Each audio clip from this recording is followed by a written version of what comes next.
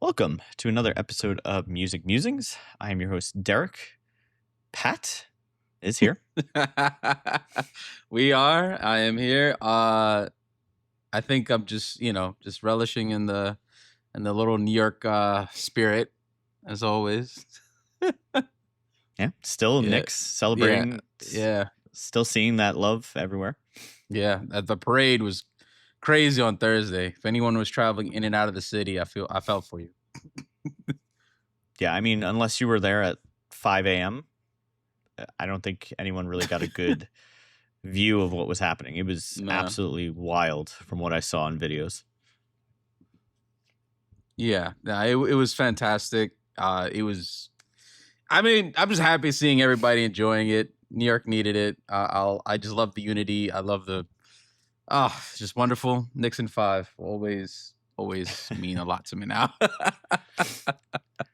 Oh man, You know, we're true Knicks fans now. Yeah, truly. Yeah. I'm gonna start wearing it more often. I haven't since I was like 5, but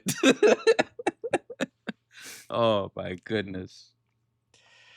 So Mm. let's also we are recording this on Father's Day. So if you are a father, happy Father's Day to you, or happy Father's Day weekend for you. Hope you all had a great weekend and celebrated that. Mm-hmm. So today's topic is actually interesting. We're not talking about a particular band or a artist. We're actually talking about music formats, which, on paper it doesn't sound too exciting, but we'll make it exciting. there's some interesting things that we're going to talk about today. So we'll get into that. But before we do, let's get into our musings of the week. Why don't you start us off? Musings of the week. Okay, so I'm just I've been into walking a lot. My 54 Ultra, I just have it blasting all the time. Good vibes. Put a stepping, extra like oomph in your steps, especially looking at like in the morning. So that's just what I've been rocking with for the past week.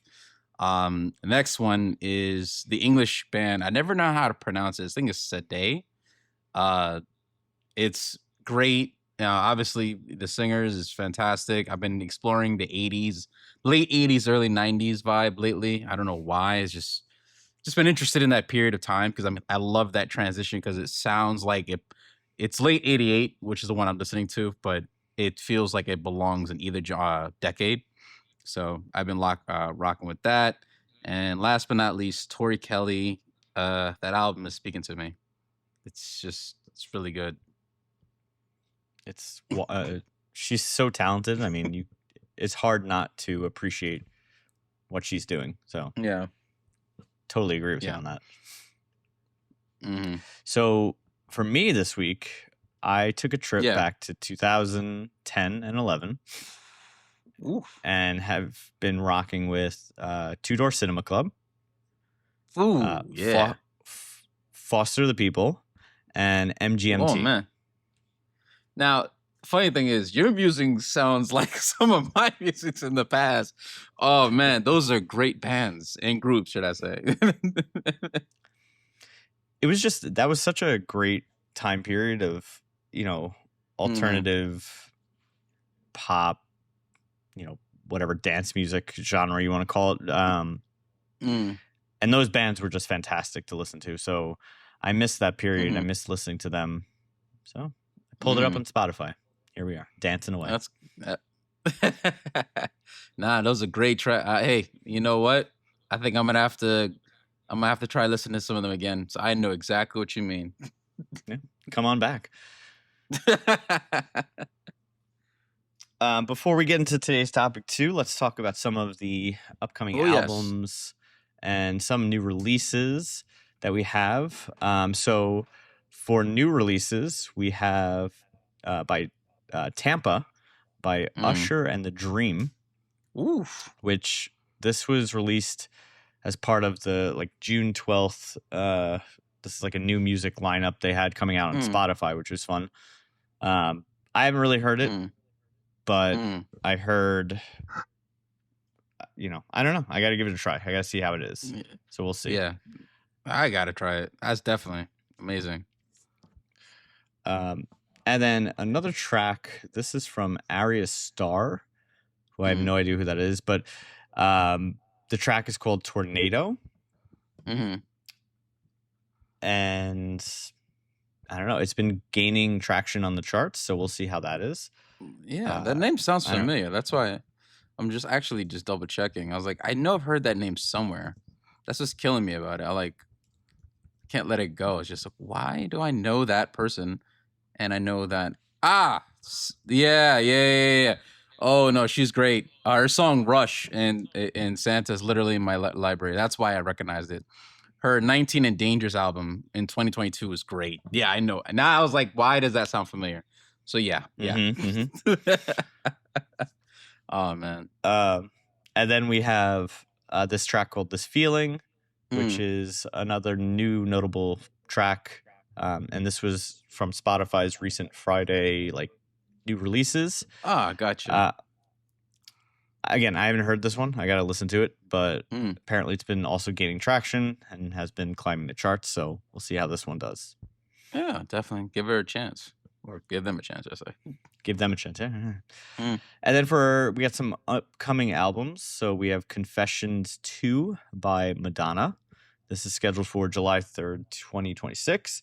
And it's a sequel to her classic dance album, Confessions on a Dance Floor. So interesting there. And then we have Pedal by Ariana Grande, and this is coming out July 31st. So excited for that. What else we got? Music, Fashion, Film by Charlie XCX. Oof. Also slated for July 24th. And Infinite Now by Two Shell, which is not coming out till fall, so October 16th. And it features the single Thing About You. And this is an interesting one.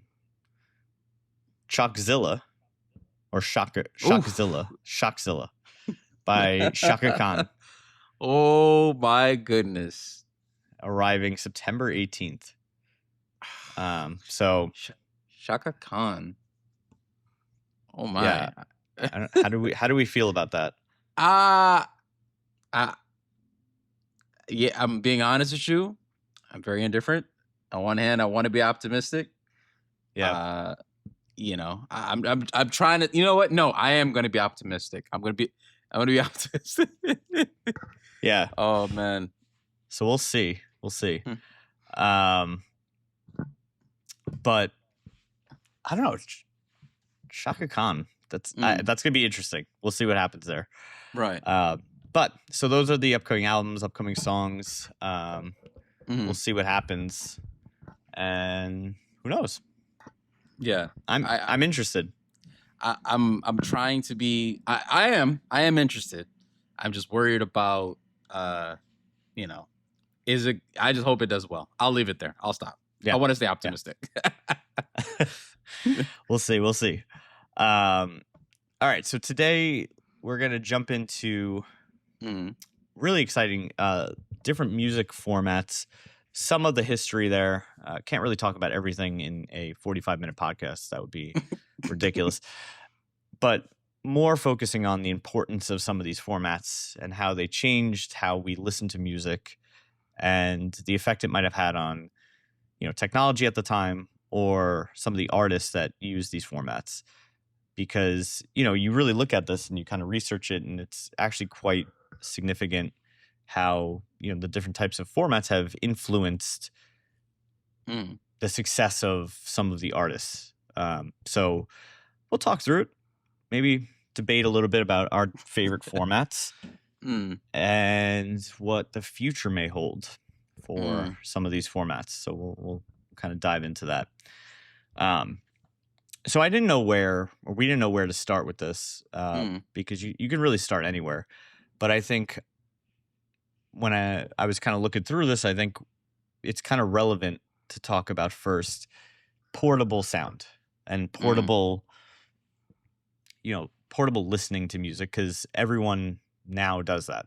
You have it on your iPhone. you have it everywhere. It's on your computer. It's on your watch now, which is ridiculous.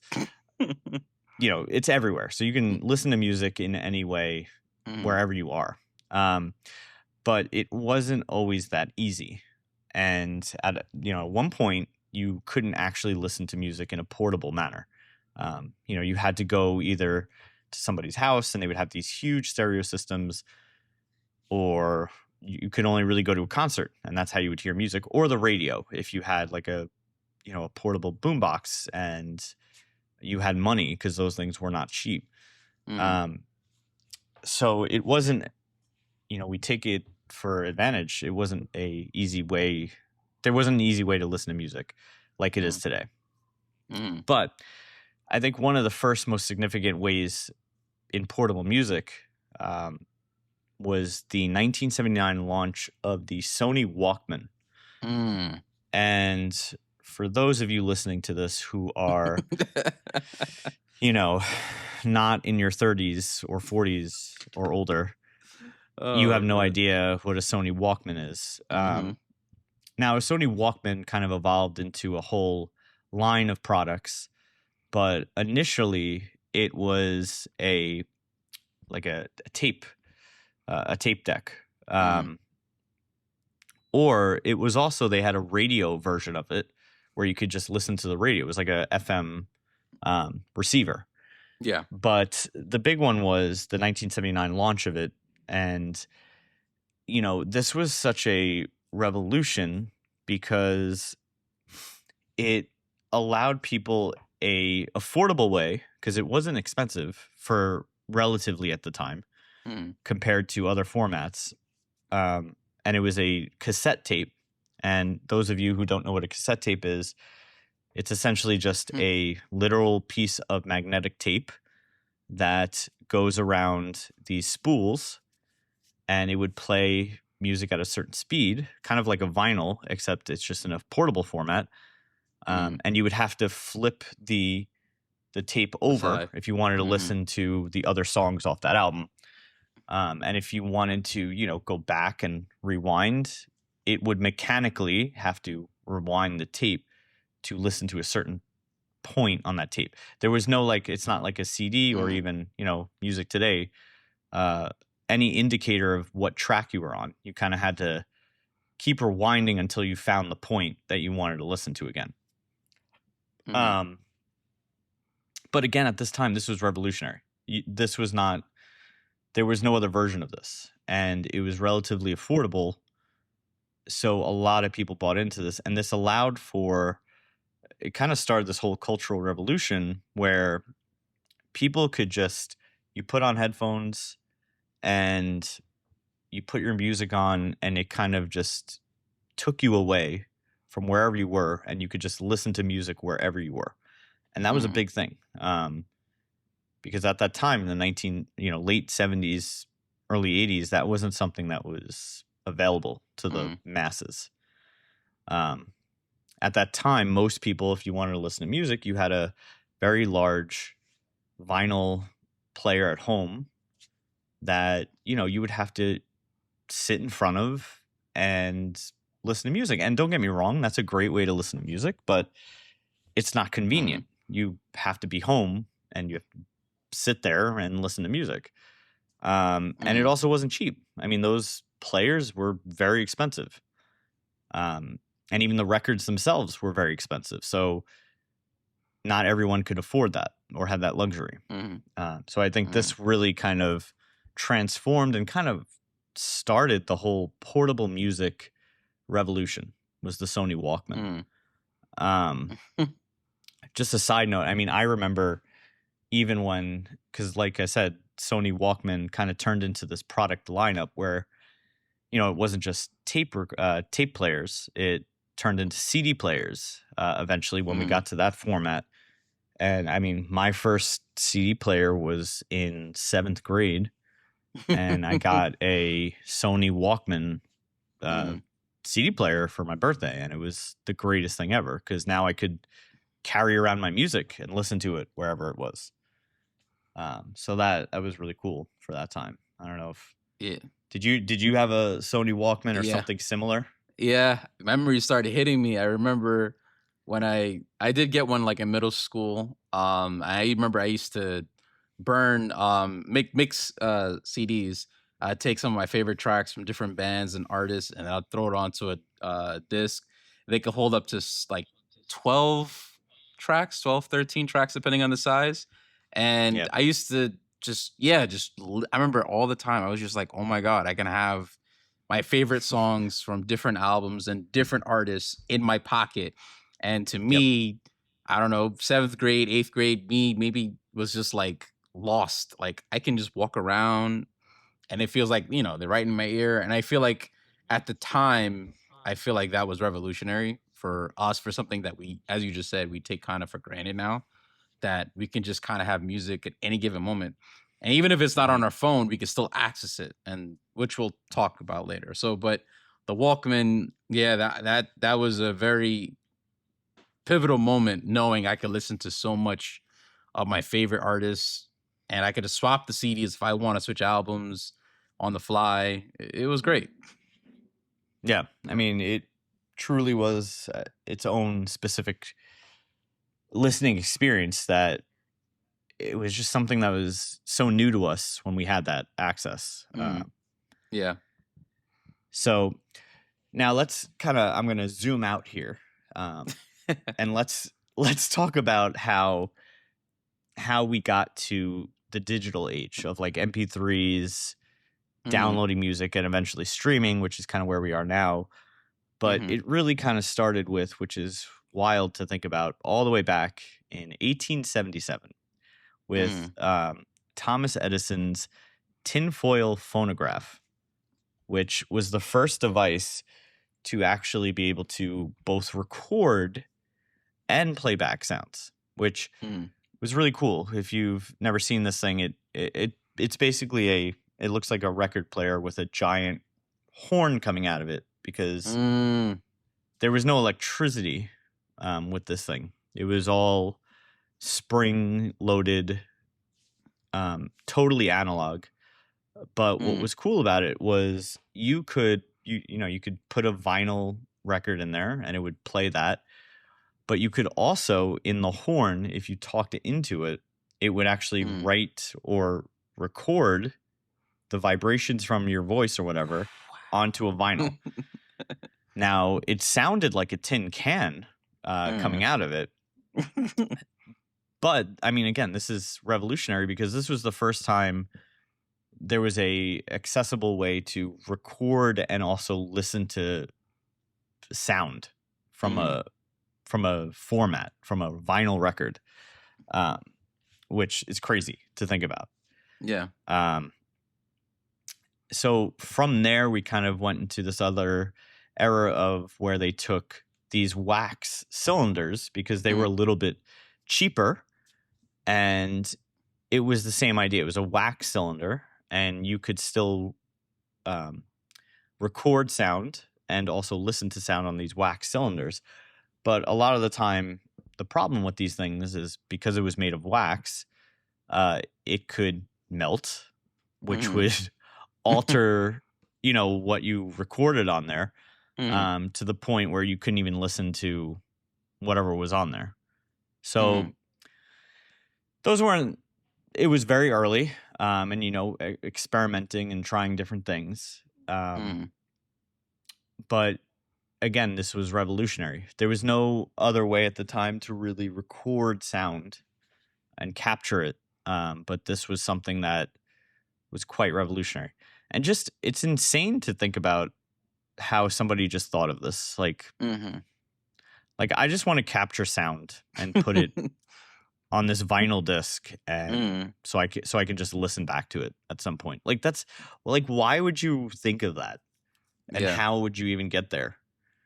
That's the part I'm interested in. How, to say I want to do it and actually execute an idea that's obviously far fetched at the time, but they have no idea how much they just changed the future of sound, technically, and possibly also music as well. Yeah, and it's because that format, which is the vinyl record, which, Edison kind of started there, is still around to this day. I mean, it kind of went away for a while, and now it's making a big comeback. And we'll talk about the reasons why and the pros and cons, but it's just wild to think that this started in 1877 and is still around and kind of referenced to this day.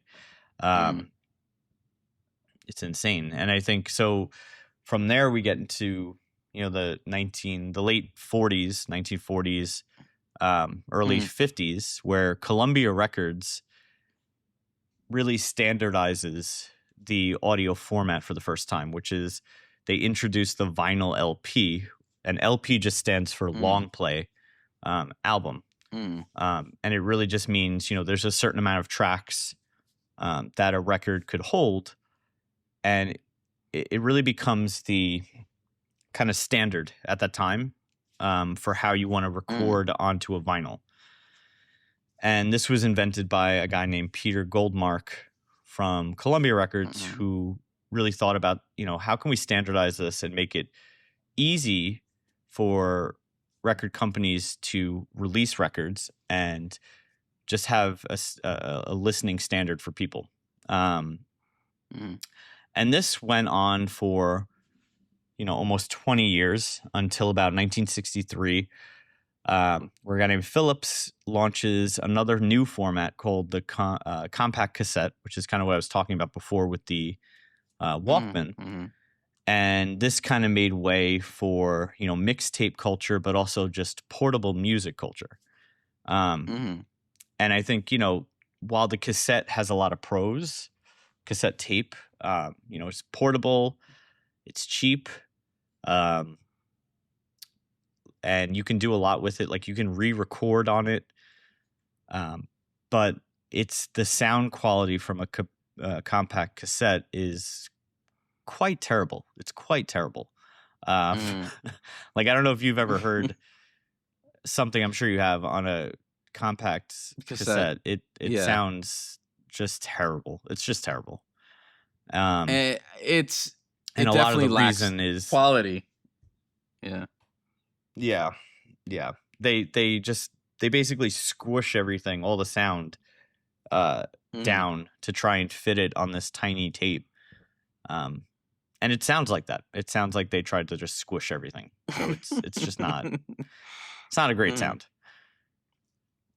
And then we get into the digital age in the 80s, where we finally have the compact disc.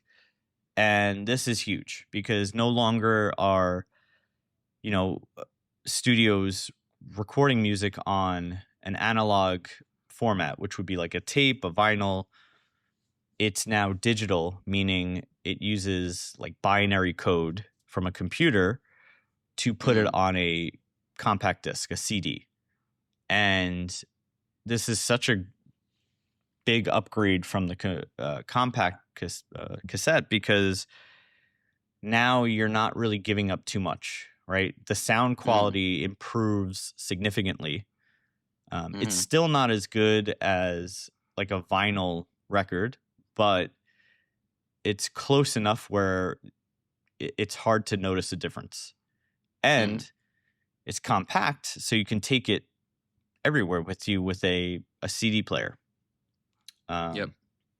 So I think from that point on, we go into like the digital shift era, which is, we have this new recording format called MP3, which is just a format of how music is recorded digitally into computers. And it makes it so easy now to just mass produce songs and get it out there in this format, because it becomes like the new standard. And it opens up a lot of other things. There was the age of Napster, BearShare, Kazaa. What other ones am I forgetting? LimeWire. Yeah. Frostwire too. Yeah. Pirate Bay, I think. Yes. Too. Oh God. Yeah. So it really kind of opened up the gates to all that, And Mm. but that's kind of how we progressed. We went from, physical formats to now digital age, and kind of where we are today, which is streaming services, Spotify, Apple Music, all of them, where there's no physical media. It's just it's downloaded into your phone or whatever device you're listening on, and there it is. So quite the timeline, and that's very brief. And those are the biggest ones. There's plenty more that are in between, but not as significant as the ones that I just talked about. Right. What was your, I guess, which format did you listen to most kind of growing up? And then as you got older, where'd you shift into? So it's a combination of all three. Well, more vinyl and CD, and I'll explain. So growing up, my family, as I mentioned before, are DJs.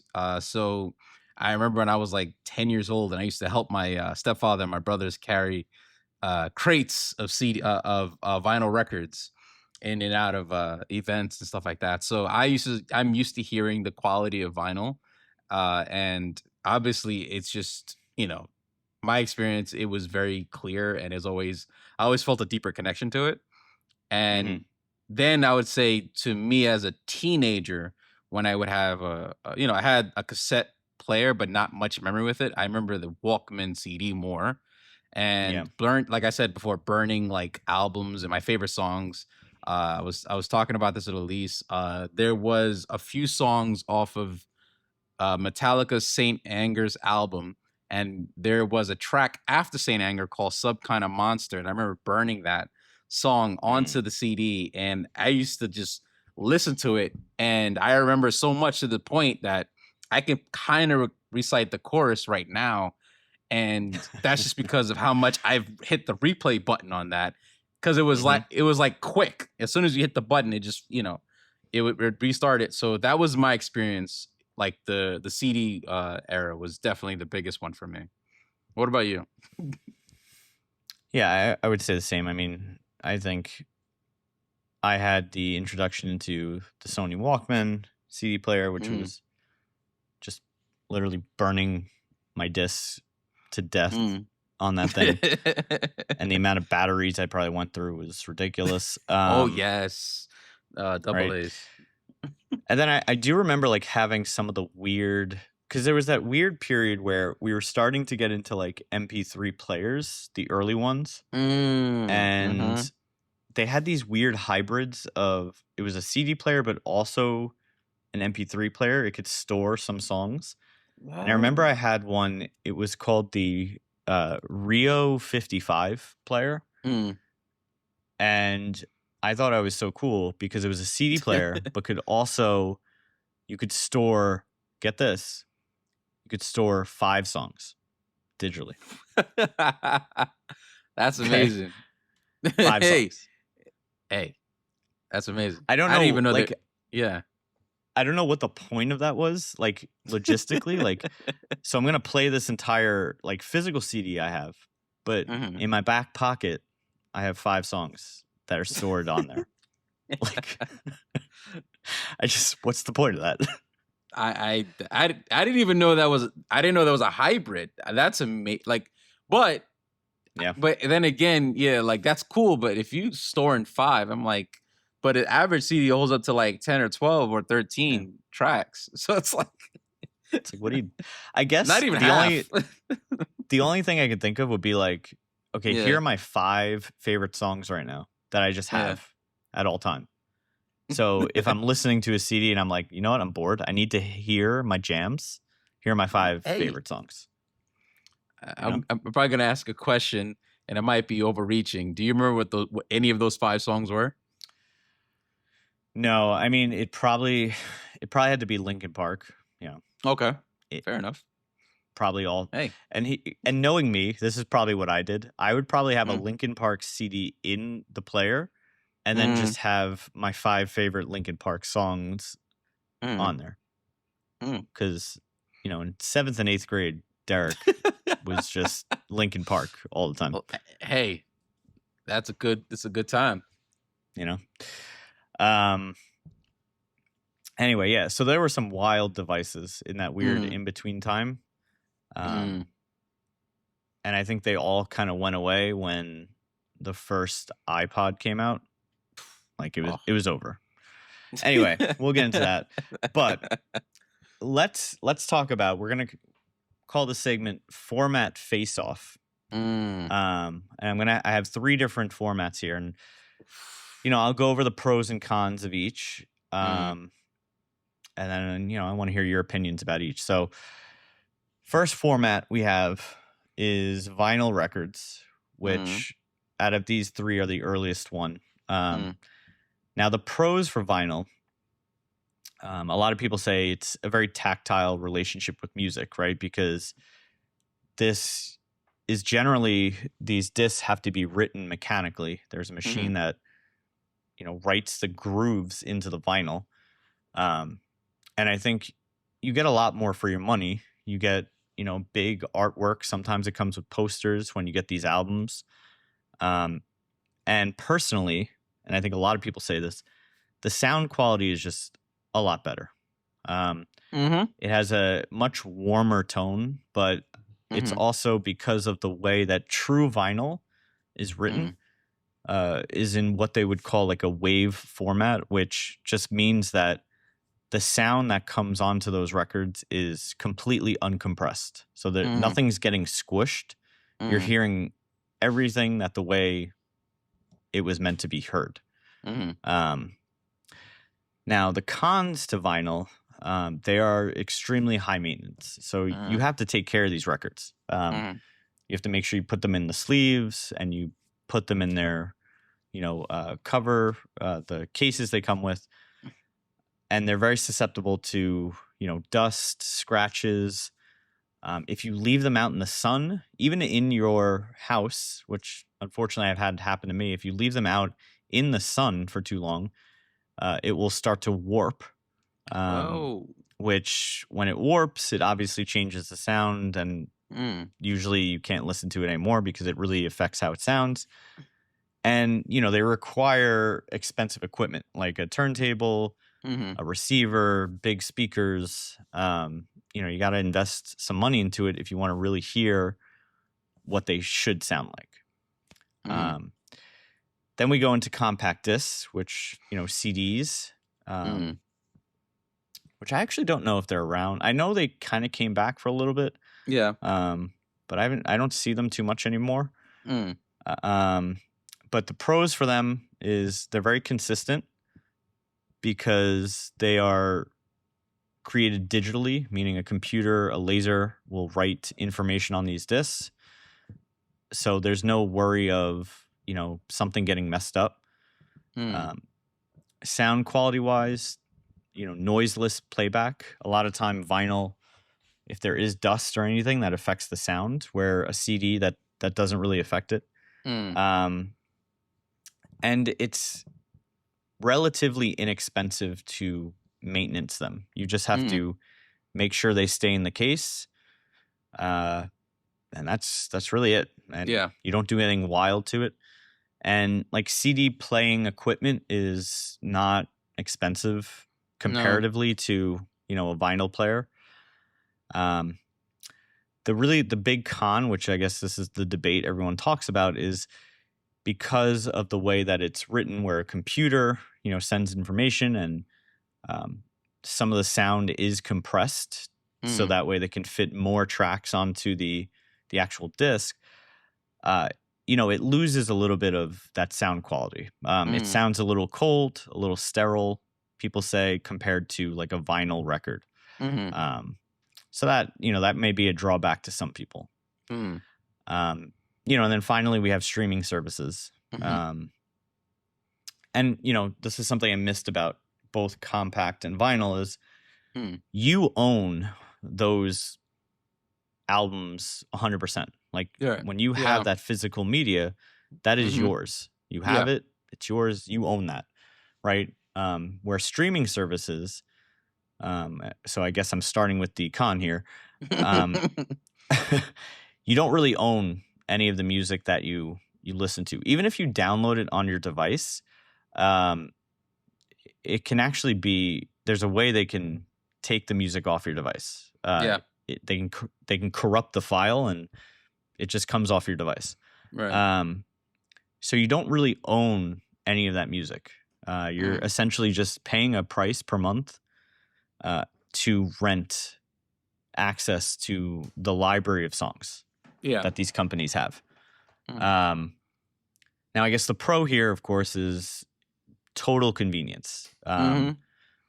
You have instant access to pretty much any artist, any song you want to listen to in seconds. And you can listen on pretty much any device you have. Like I said, you can now listen to on your watch, your phone, computer, whatever you have, it can connect to it.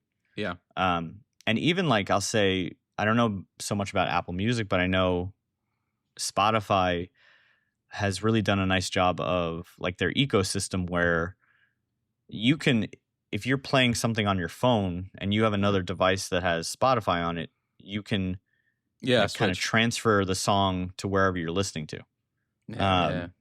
And that's a really nice kind of feature. And I'm sure Apple does that and probably does it better because, you know, Apple's ecosystem technology is really good. So what are your thoughts here on like these formats, and which one do you think you like the most?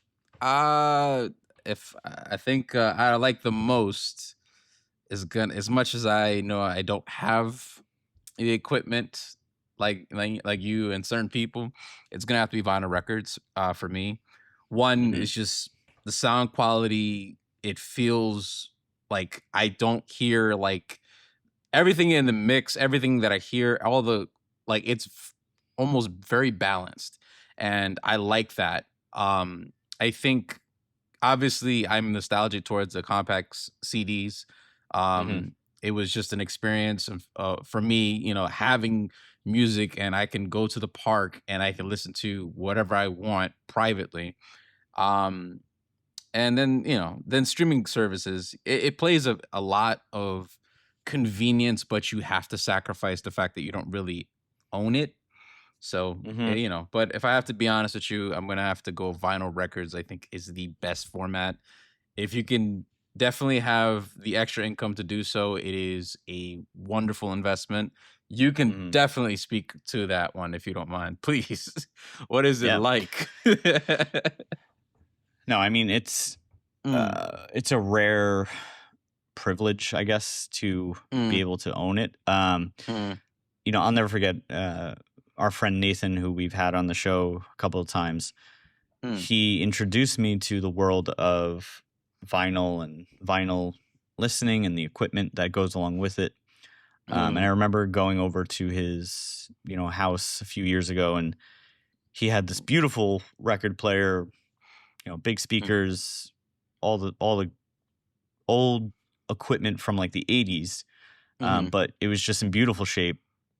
I remember he played me just an album, I think it was The Killers. Oof. And I remember just sitting there, and it was like I've never heard music like that. Like it was like the first time I've hearing music again. And I remember just sitting there and like we just listened to the whole album and we didn't say a word. And then at the end of it, I was like, I have to get this. Whatever that requires, I need to do this. Yeah. And it was it probably took me almost a year to get all the things I have. Because the equipment I have, it's not new. It's old. Like it's from the 80s. But you know, it's just built better. You know, it's built with like real metal and like tube amps made of glass, and it sounds phenomenal. And I, you know, when I listen to my, you know, system, you have to give it time. It's not something you can just, I'm just going to put music on. It's like, no, you have to put the record on, and I want to sit down and I want to just listen to it. Like there's nothing else I'm doing. I'm just focusing on listening to music. And I think that experience kind of adds to it, which is great. Yeah. You know, it's not like my phone and my AirPods where I can just throw on something. Yeah. it like this forces you to kind of sit down and like you're gonna listen Yeah. to the music right now. That's all you're doing. Yeah. I was just about to bring that up. And I love that.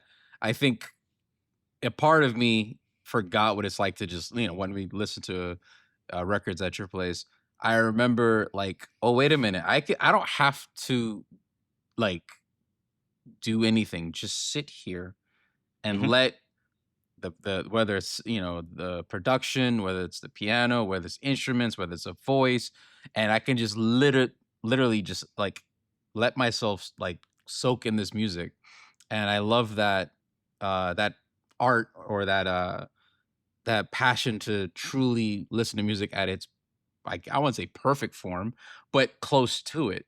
And and truly like listen to it the way the artist, band, production, whatever, intended the listeners to enjoy it. So I agree with you. Yeah, no shade to compact discs. I mean, when I had them, Yeah. they were great, and I Yeah. loved.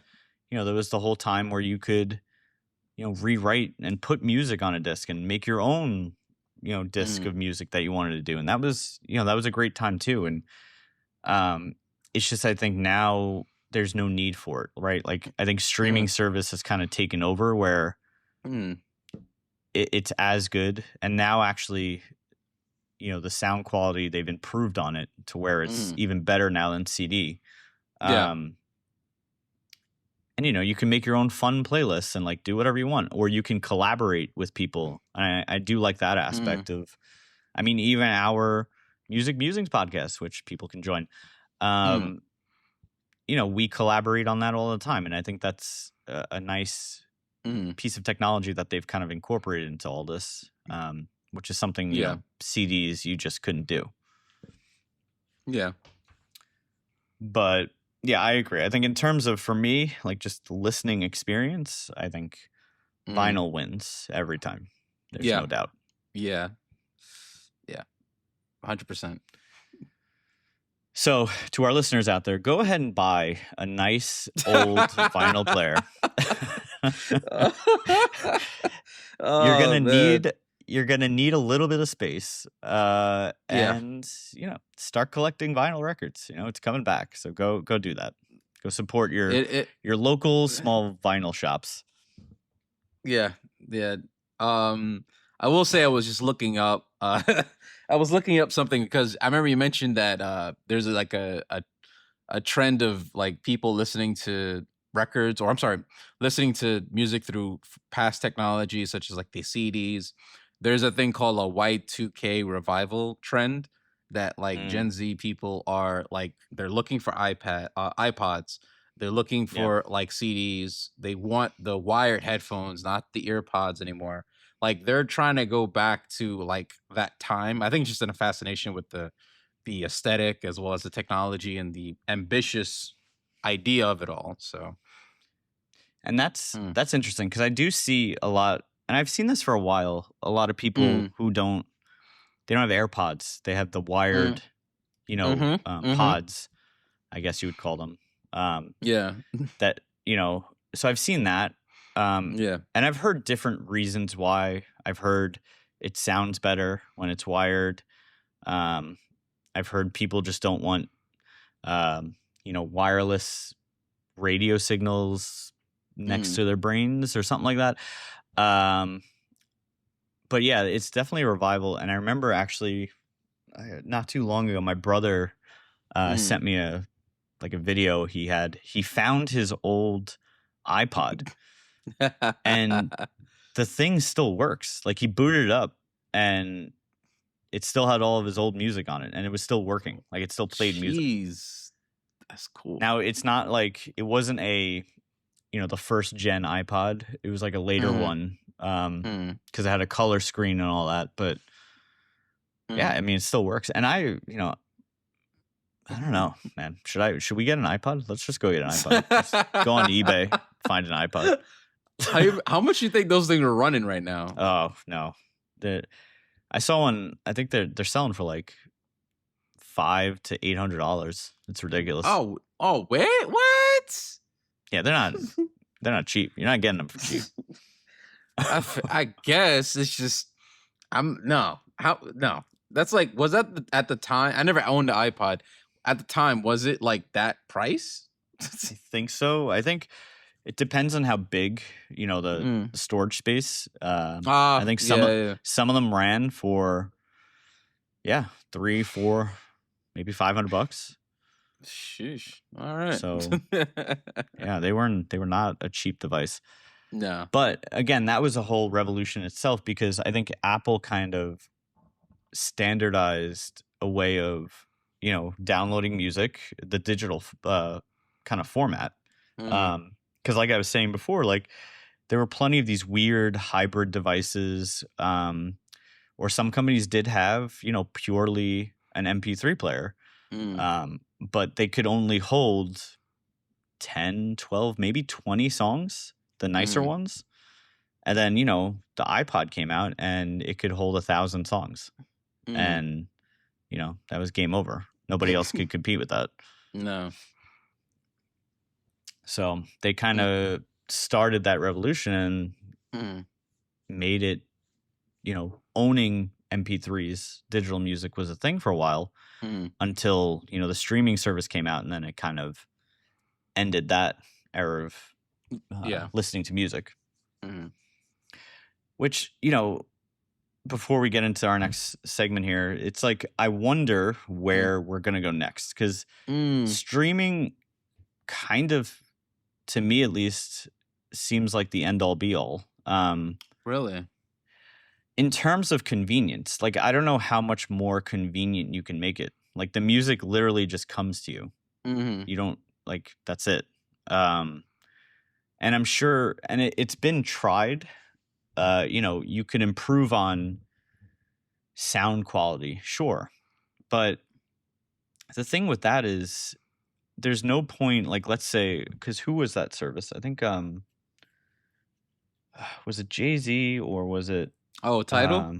Tidal, yeah. Because the whole thing behind Tidal was like, oh, we allow for, I think it was WAV format file, which is like almost uncompressed. It's like almost the same quality as like a vinyl record. Yeah, yeah. But the thing with that is, unless you have the equipment that could actually play music at that level, that, that format, you're not going to hear a difference in your AirPods. Yeah. And the amount of money I think Tidal was asking for, because it was a bit more than like Spotify or Apple. Yeah. It's just, I don't see how that would become popular. Because a true, the audiophiles, the people who spend, millions of dollars on a stereo system, they're not using Tidal. They're finding like the actual records. If it's a digital format, like the actual file from the studio. Yeah. Or they're just playing vinyl. Like, that's all they're doing. Yeah. Pretty much. So if you're in that world, you're not doing streaming. That doesn't exist. No. I was just actually, I was thinking about it. Like, Tidal, it's still, the premise is, I think, in terms of chart wise, I think they pay. They're supposed to. I think they decreased. I think in terms of streaming platforms that pay the artists, I remember I have this chart in my head. I think Apple Music pays more than Spotify, but I think Tidal pays a little bit more. But not many people own, a Tidal app on their phone. So I think the songs are, I'm not saying songs are, but the average person isn't listening to Tidal for music, or have a Tidal on their devices. But it's they were supposed to pay artists. They're supposed to be all this, and I remember the whole rollout was supposed to be this amazing thing, but I don't think people listen to it now. So yeah, it's I just looked it up. So per 1 million streams. So this is 1 million streams. Okay, you have to have. If you are an artist on Apple Music and you have 1 million streams, you will earn $8,000. If you are on Spotify, you will earn $3,000 to $4,000. I literally was saying 4 in my head. I was like, 4 sounds about right. And then Amazon Music, which is the next biggest one, is like 4,000. Yeah. So a million like that's not a lot of Yeah. money. No, it's not. And that's why I always tell everybody, and I mentioned it before, and we talked about this in the past. When we talk about like streaming platforms, people think like, oh, you have millions of listens on Spotify, you must be amazing, you must be making a lot of money. A lot of people, it's not as much as you think. Um, I think they're like when you upload your music, if you release music, it gives you kind of like an understanding of like, hey, these are the stores you can choose, and it shows you a breakdown of the rates of what it Mm, would be per stream, and yeah, I'll say that it's not as much. That's why, like, yes, it's good that it's like stream numbers do tell like what the listeners are vibing with, but yeah, it's more of a tool, not really an estimate of how much a person's making. I think it's just yeah. like kind of like just so I think it helps them get like brand deals or more traction or potential in other events and projects, but it's not as a straight, I don't think people are looking at that as the way to like earn income wise. No, and let's get into the next segment because that actually works right into Yeah. it. Yeah. Just talking about like the ethics and Mm. the environmental, which is interesting, cost of all this, right? Yeah. So, kind of what we were talking about, the royalty crisis, which is how music creators receive like little smaller amounts than pennies for each Mhm. stream Mhm. from streaming platforms, where back in the day, where even our time for Mm. physical media like CDs, they would earn a significant portion of the price you paid for that CD. Right. Because again, it's you, the consumer, own that CD outright at that Mm. point. Where now it's just like you're renting from a streaming service who then pays the artist, but they pay them so little Mm. because their whole thing is like, oh, well, it's volume. But like you're Mm. making less than a penny per stream, which is Right. ridiculous. Yeah. So they're getting crumbs for this. Mm. And like you were saying, most music creators now and artists, they don't really use streaming services for, living Mm. expenses. Mm. They really make that money from either tours, Yeah. merchandise, sponsorships. Yeah. So they have to do it a bunch of different ways. And this is really more of them to just kind of get an understanding from their audience of like, what do you like? Mm. And explore, what makes hits and what doesn't. Right. Not necessarily, for financial reasons, because Right. they're just not going to make money off of it. No. No. But with that, the streaming platforms kind of goes into this other aspect, which I didn't really think about too much. But a lot of these streaming services have to use these huge data centers to store the music, but also distribute the music out to your Mm. device, which takes a lot of computing power. Like that's not something easy. So it takes up a lot of electricity, a lot of storage, a lot of cooling at these centers. And when I looked at this, it's like one album or one like vinyl record of music consumes about 2.2 kilos of CO2 that just generates into the atmosphere. And then like 20 hours generates almost 55 kilos of CO2 from these data centers. So it's a lot of unnecessary CO2 that just goes up into the atmosphere because of these data centers that people are constantly using to stream their music. Right. So that's a hidden cost that a lot of people I don't think really think about is how is that music getting to your phone or your whatever device, Right. and what's the effect on the environment from that, because it's actually pretty significant. So yeah, it's a lot, and I think streaming, like I said, has a lot of pros. Yeah. The convenience factor is the biggest one, where I don't think, unless one day they literally stream it into our brains, like I don't, there's no other easier way it can get to us, essentially. No, I think you're right. I think we're at a point where the next level. And I don't think it can, because one, it's like, what else can you do? And two, it works in favor of uh streaming platforms, record labels, because, like as you said, if you don't get access to the song forever, you rent it in a Hmm. library, and at any given moment, because it will happen, whether an artist decides to change their mind and pull it off the platform, whether record labels decide to pull it, whether it's a sample didn't get clear, they'll pull tracks. And I've heard that, like, certain songs that, like, oh my god, where did this song go? And then, and then if there's a option in Spotify, we could turn on like what's there but not listenable, and you can Yeah. kind of like see, yeah, you could kind of see what's, whatever's missing. And and that's it. I think we're at that point where there's nothing left. The only thing I could think of is going backwards as of Yeah. right now. Like, I hopefully, at some point, I'm not against going backwards, but I think um we're at, yeah, as you just said, the next level is what, in, like a chip implanted in our brains. But I don't think people are gonna sign up for a surgery for like that. I mean, you never know. Oh man, I hope you're wrong. No offense. I mean, the only thing which they've already started to do is, incorporate AI into it, which, we have DJX for Spotify.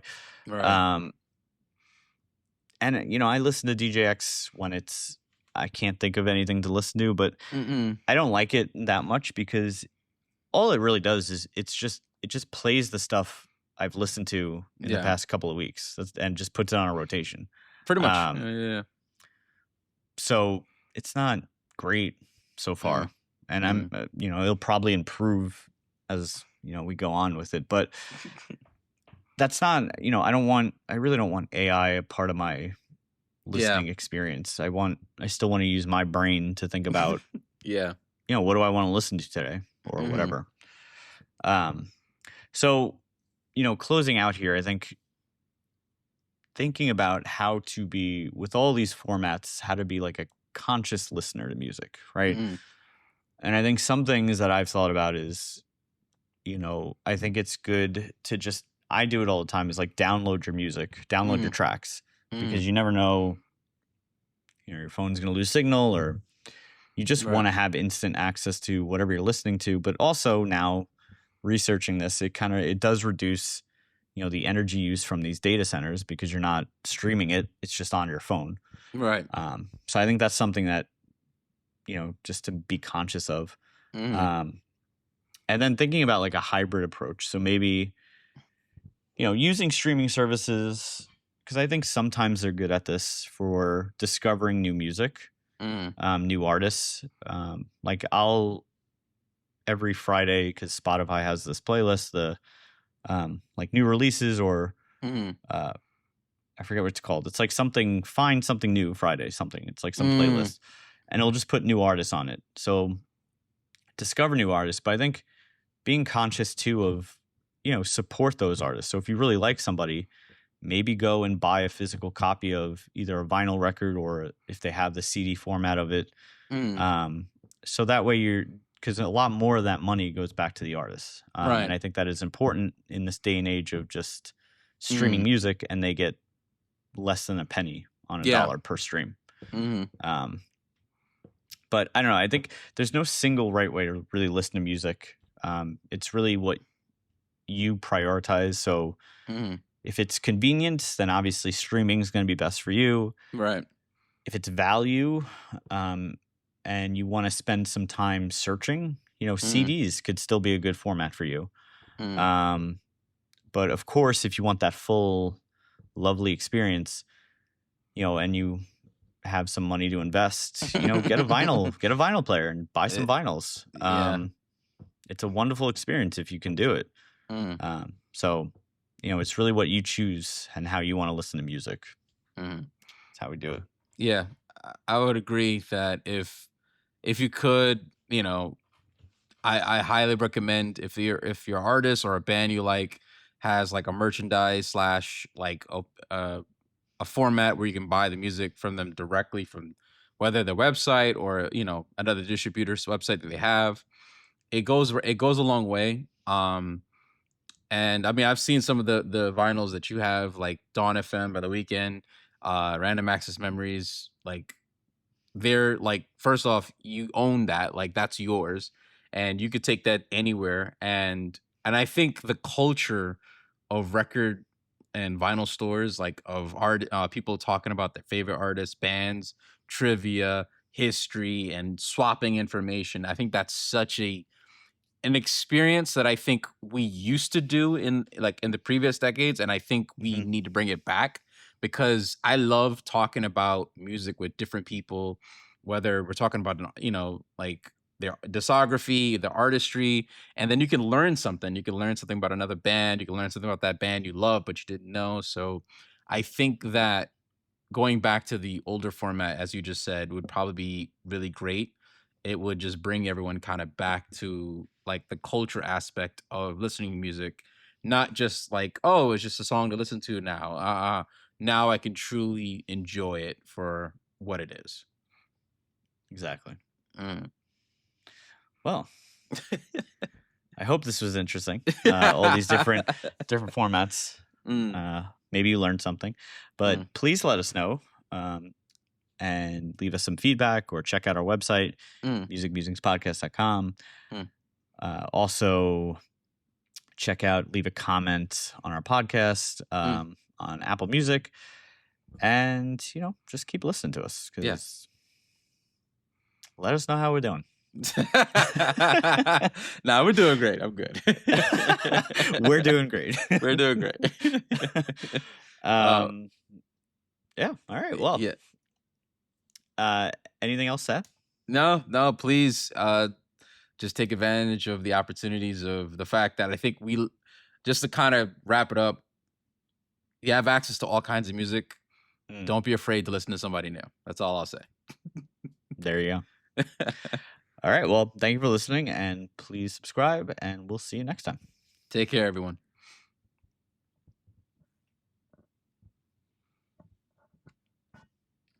Thank you for listening to today's podcast. If you have an idea for an intro or an outro that we could play on our show, please send to musicmusingspodcast@gmail.com.